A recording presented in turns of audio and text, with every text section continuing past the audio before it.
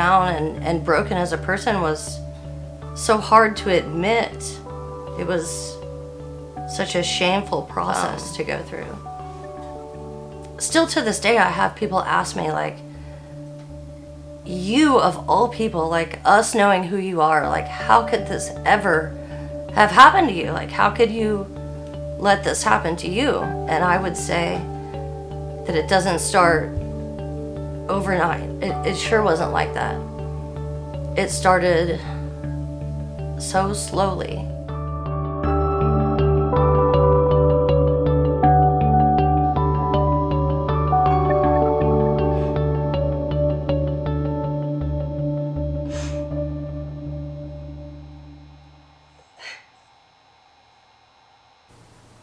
When the isolation process starts, a lot of it is, you know, for me it was shame and, you know, embarrassment. It's hard to be like this, like, strong, tough lady that everyone's always seen you as, and then, you know, you find yourself in this situation where everything is so out of control that you can't make sense of it enough to tell other people where it makes sense, if that makes sense. A lot of it is emotional and verbal abuse. It's, you know, you can't ever do anything right. You can't ever say anything right. It's what you wear. It's, you know, oh, you're wearing too much makeup. I don't like your hair like that.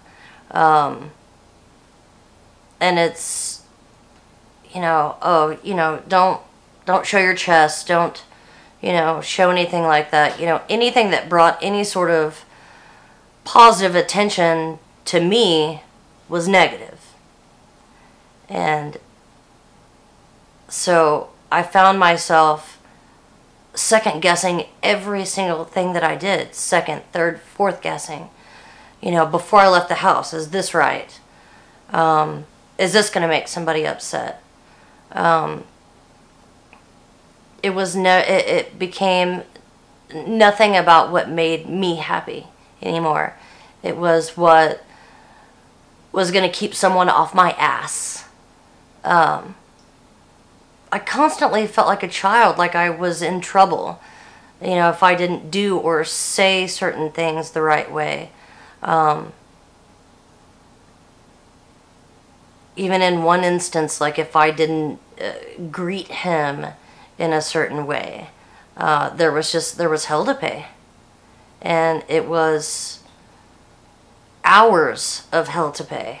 It was hours of yelling and screaming and telling me how horrible of a person that I was and how closed off I was and unfriendly, which was kind of a catch-22. If I was overly friendly, that was an issue.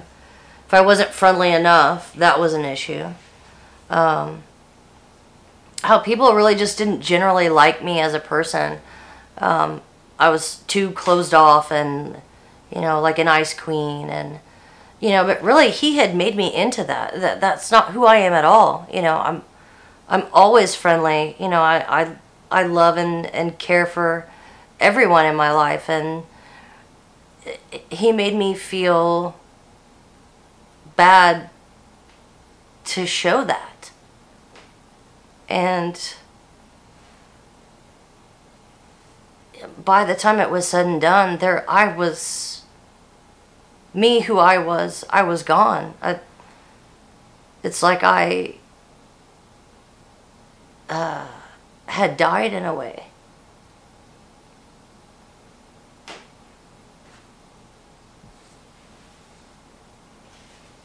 And everything that I had fought so hard for all my life to be exactly who I am was gone. And it took a year and a half for me, you know, after I had left to start, you know, putting myself back together and spending time with people who really loved me. And, you know, I moved away from my entire life. I moved, you know, 35 miles away from, you know, everyone that I had spent time with. And that was hard. I had no friends here. I didn't know anyone. I had to meet people, and, you know, I wasn't going to tell them my story necessarily, but, you know, most of the time I told them, well, you know, my dad passed away, and that's, you know, why I moved back. And that's maybe a third of the reason, but as hard as that was for me, it was also the best thing that ever happened to me. Finally, I was with my family, who has always supported me no matter what. And for the first time in like 15 years, I can truly say I'm exactly where I should be. And not just because I went through what I did, but because I just had to get to the point to where I had nothing. And that at that time I was nothing. I couldn't do anything else. I couldn't do anything else. And I had spent so many years walking on eggshells that even when I moved where I lived by myself, I still caught myself watching what I said around people. And I would say something, and then I would like turn to look like, but he wasn't there anymore. And that took maybe 6 or 8 months before I could just freely speak without there having to be some sort of consequence at the end of that. Like, you know, that's a huge part of being able to move on, is you have to admit certain things to yourself that you allowed to happen, whether it was slow or fast or whatever it was. You know, there's nights where he yelled and screamed at me until 3 or 4 o'clock in the morning, and I have to be at work at 7, and I didn't get any sleep. And there were nights where I literally was like, I just wish he would beat the shit out of me and get this over with. Like, I have to go to bed. I have to go to work. And even to say that out loud is horrible. It's horrible. But that's real. And that was my life. And it might be your life, but that's not living.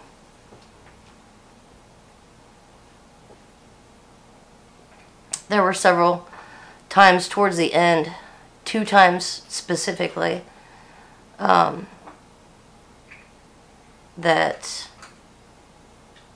the night before my best friend's wedding,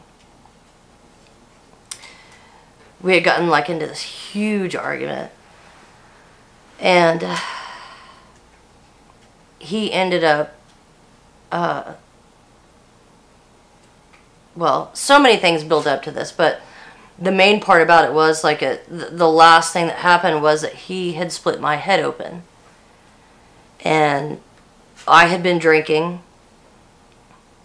and it just exploded. Like, it was like a 3-way thing that just exploded. And immediately, it was just blood was just pouring down my face. And at this point, when you're in a situation like this, you start to do little things for yourself. And so what I started to do was I always made sure on my side of the bed I had shoes. I had my purse, keys. I always made sure my phone was either underneath my pillow, in my pillowcase, or in my sports bra. And that was just for my own protection. When I knew that shit was going to hit the fan, I could turn right around, put my shoes on, and get the hell out. Whether I had to fight his ass out the front door or not, it was happening. And you had to do certain things to make sure that you could stay alive and you could be able to get help. And I remember, like, I didn't even really feel it, I guess, when he hit me, because the adrenaline was running so hard that I didn't feel it. It just felt wet. And I sat up and it just immediately started pouring on my pants. And I was like, okay, I gotta get out. I gotta get out of here. I turned around and I put my boots on. And when I bent down to put my boots on, it was like drip, drip, drip, drip. And I was like, I gotta get out of here. And my mind starts racing. I don't want to go to the hospital. Don't want to deal with cops. Don't want to deal with any of that shit. People are going to find out. My mom's going to find out if I go to the hospital. And I just remember, all I can do is, if I can just get out of here, I can call Dustin. And I know I can just go over there and he can sew my head up. And at the time, like, he lived about 5 miles from me. And so I get in the car and he's parked behind me in the driveway, and I'm just inching up and trying to get out of the driveway. First reverse. And I'm just trying to get out. And I finally get out, drive through the yard. And I'm just shaking. I can't even hardly get it pulled up on my phone. And I'm bleeding so bad I cannot see. And I'm just wiping all of this blood out of my eyes so I can see, number one, my phone. Number two, how the hell I'm going to drive. And I called Dustin, and I'm like, I didn't tell him what happened. I told him that I was bleeding, and I asked him if I could come over, if he'd sew me up, and he said, yeah, come on. And so I get over there. What I don't realize is that, of course, it's like her bachelorette party and all of that. And every single person that I know is there. And at that time, like, I was just exhausted. I was so tired.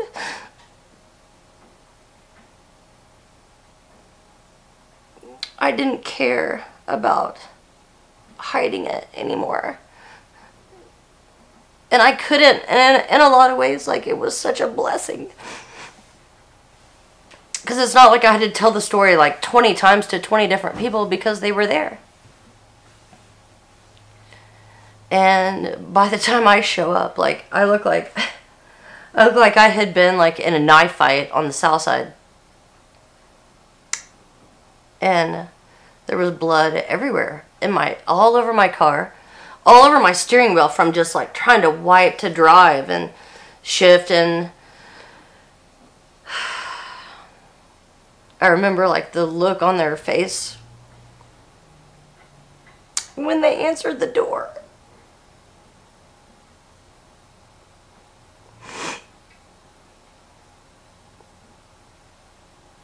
And I didn't have to hide it anymore. I could just let it go.